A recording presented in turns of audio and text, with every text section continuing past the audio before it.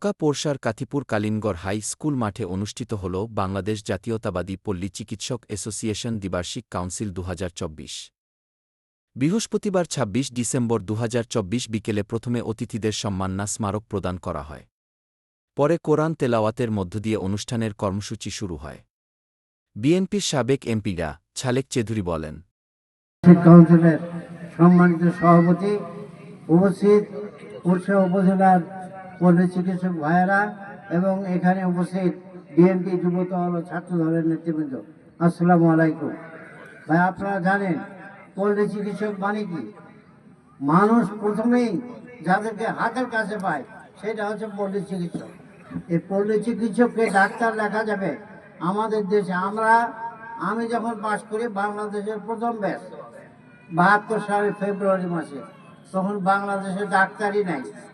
আমাদেরকে বন্ড দিতে হতো, 5 বছর চাকরি করতেই হবে, তারপর এটা বন্ড দেওয়া। তখন যেরকম যখন ক্ষমতায় আসে উনি এসে দেখে আমাদের দেশে তো রাতারাতি ডাক্তার তৈরি করা যাবে না, সেই জন্য উনি এই পল্লী চিকিৎসকের প্রথম উনি নিয়ে এসেছিলেন যে 3 মাস কোর্স করে এদেরকে ডাক্তার সার্টিফিকেট দিয়ে চিকিৎসা করতে দাও।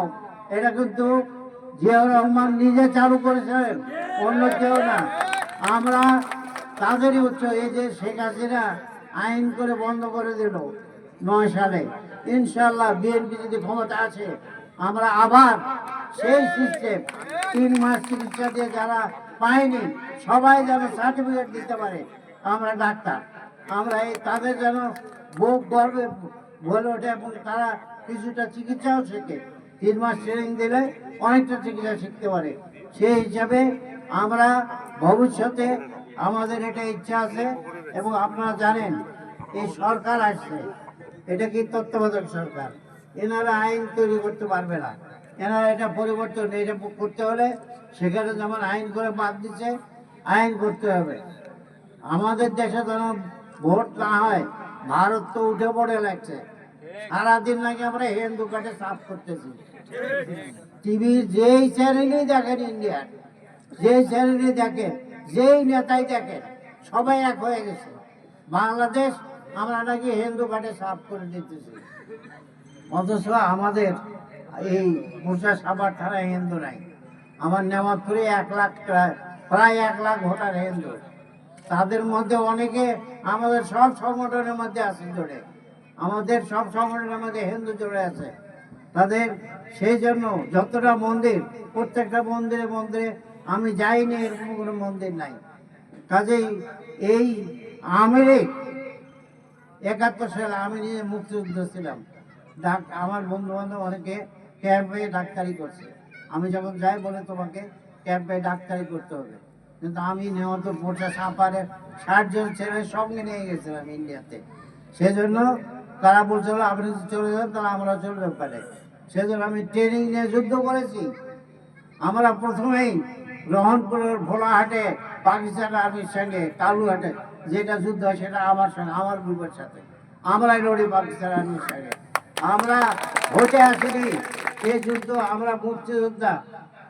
আওয়ামী লীগের নাকি মুক্তিযোদ্ধার দল, ওদের একটাও দেখাতে পারবেন না একটা সেক্টর কমান্ডার ওদের দলে আছে, একটাও নেই।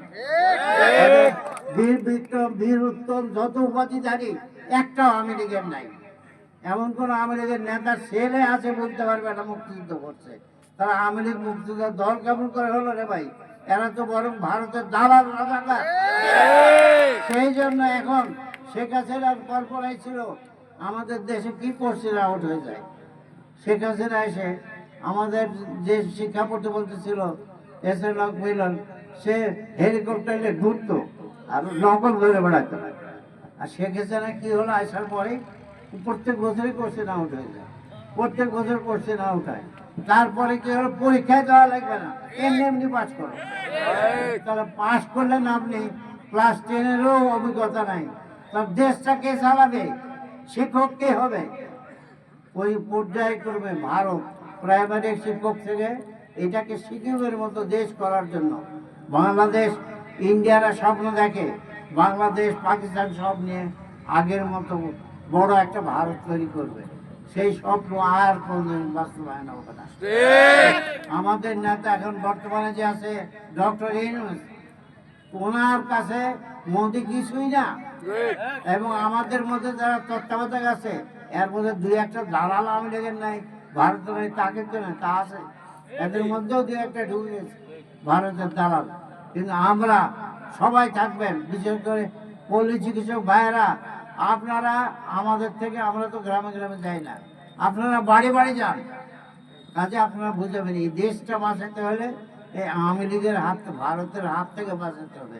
আওয়ামী লীগ না ভারত, ভারত হলেই ওখানকার মুসলমানরা ওরা গরুর মাংস নিয়ে গেলে মারি ফেলে যায় বাড়ে, তো ওদের গরুর মাংস কী করবো? আপনারা কখনো যারা ইন্ডিয়াতে গেছেন, আমি দিল্লি থেকে আগ্রা একবার আমরা কয়েকজন এমপি মিলে একটা সেমিনারে গেছিলাম, যাচ্ছি ফ্লাগ আলাপ মানে এমবাসির গাড়ি, রাস্তার দুই ধারে গরু, বড় বড় গরু, বিরাট বিরাট বড় বড় গরু পড়ে আছে। কি জন্য? যেই গরু হাল টানে না, যেই গরু দুধ দেয় না, ওরা কি করবে? সেই গরুগুলাই বাংলাদেশে পাঠাতো, ওটা পাঠাতে দেবে না। এখন কি হতেছে? ওদের ওখানে রাস্তাঘাটে মরে পড়ে থাকতে। আমরা এখন গরুর মাংস আসে না, আমরা চলতেছে না। আমাদের দেশে কিছু বন্ধ আছে? আমাদের দেশের লোকেরাই আরো গরু উৎপাদন বাড়াই দিছে। সে আমাদের আলু ইন্ডিয়াতে যখনই ক্রাইসিস লাগে 10 টাকার জিনিস ওরা 30 টাকা করে দেবে।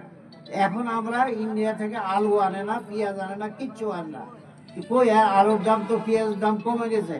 এখন ভারতের কৃষকেরাই মোদির বাড়ি ঘেরাও করছে, মন্ত্রীর বাড়ি, 2 টাকা আলু লেগে গেছে, পেঁয়াজ পচে যাইতেছে, কেনে না কেউ। এখন ওই জন্য ভারত সরকার ওর কৃষকের জ্বালায় অস্থির। আমরা এখন থেকে প্রতিজ্ঞা করব, ভারত থেকে কোনো জিনিস আনবো না। আমরা এই জিনিস, এই টাকা দিয়েই পৃথিবীর বিভিন্ন দেশ আছে যারা আমাদেরকে দেবো, আমরা তো টাকা দিয়ে কিনবো, ভিক্ষা নেবো না। কাজে ভারত বাদ দিয়ে নেব, কারণ ভারত আমাদের কোনো কিছুই উন্নয়ন করেনি। পাকিস্তান আর্মি সারেন্ডার করেছে, সমস্ত অস্ত্র ভারত দিয়ে গেছে, সমস্ত কয়েক হাজার কোটি টাকার অস্ত্র সব ভারত দিয়ে গেছে। এই নবগঞ্জের দিয়ে প্রত্যেক, এই সোনা মসজিদ দিয়ে গেছে, প্রত্যেক বর্ডার দিয়ে গেছে, হিলি বর্ডার দিয়ে সব নিয়ে গেছে অস্ত্র। তার উপর যত ওদের দেশে ফেন্সিডিল খায় না, খালি বাংলাদেশে ফেন্সিডিল চালানো হয় না? খালি বাংলাদেশের লোককে ফেন্সিডিল ঘেরায়, মানে আমাদেরকে ফেন্সিডিল খোর বানাবে, আমাদেরকে হিরোইন খোর বানাবে, আমাদের দেশকে ধ্বংস করবে। এটা হচ্ছে ভারতের ইচ্ছা। কাজে আমরা সবাই ভারতের কোনো জিনিস কিনবেন না, না টুথপেস্ট, না কাপড়, না কোনো কিছু ভারতের কোনো জিনিস কিনে যাবে না। এটা আমরা প্রতিজ্ঞা করেন। এটা যদি আমরা সব বাংলাদেশের লোক এক হই, তাহলে ভারত সবচেয়ে বড় ব্যবসা করে কি 2 নম্বর কি 3 নম্বর আছে বাংলাদেশ, তাহলে ভারতের অর্থনীতি ধ্বংস হয়ে যাবে। যুদ্ধ করে দূরের কথা, সৈন্যই পালতে পারবে না। কাজে আমরা এই কথাগুলো আপনারা যারা পল্লী বিদ্যুৎ ভাই আছে, জাতীয়তাবাদী ভাই পল্লী চিকিৎসক, জাতীয়তাবাদী পল্লী চিকিৎসক ভাই বন্ধুগণ এবং জাতীয়তাবাদী দল, যুব দল, ছাত্র দল এবং অন্যান্য অঙ্গ সংগঠনের ভাই বন্ধুগণকে আসসালামু আলাইকুম।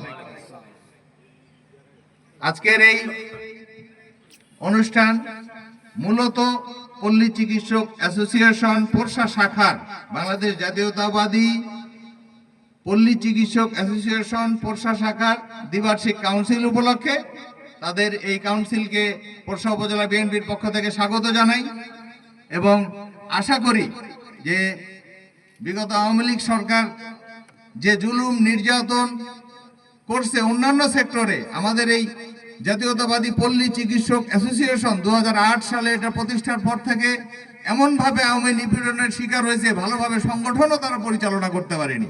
তো সামনের দিনগুলোতে আশা করি আমাদের একজন নওগাঁ জেলার প্রতিনিধি, নওগাঁ জেলার সভাপতি, তিনি পল্লী চিকিৎসক অ্যাসোসিয়েশন বাংলাদেশের সিনিয়র সহসভাপতি, আমাদের এই সংগঠনটা গোটা সমগ্র নওগাঁ জেলায় সুন্দরভাবে বাড়ে উঠবে এবং আমাদের এমবিবিএস ডাক্তার ভাই বন্ধুগণ যারা আছেন তাদের পাশাপাশি তারা যদি 2-4 লক্ষ থেকে থাকে, আমাদের পল্লী চিকিৎসক ভাই বন্ধুগণ শুধু নওগাঁ জেলাতেই মনে হয় 2-4 লক্ষর বেশি হবে। তো সেক্ষেত্রে সাধারণ মানুষের কাছে সেবা পৌঁছে দেওয়ার তারেক জিয়ার যে আগামীর স্বপ্ন, শহীদ জিয়ার যে গত স্বপ্ন এবং চলমান স্বপ্ন এবং আমাদের সামনের দিনের বাংলাদেশের যে পথিকৃত হবে ইনশাআল্লাহ আমাদের জননেতা তারেক রহমান ভাই, তার যে প্রতিশ্রুতি জনগণের কাছে প্রতিটা দোরগোড়ায় মৌলিক অধিকার, মৌলিক দাবিগুলোর সেবা সবার আগে পৌঁছে দেওয়া, তার মধ্যে চিকিৎসা, অন্ন, বস্ত্র, চিকিৎসা, বাসস্থান এবং খাদ্য।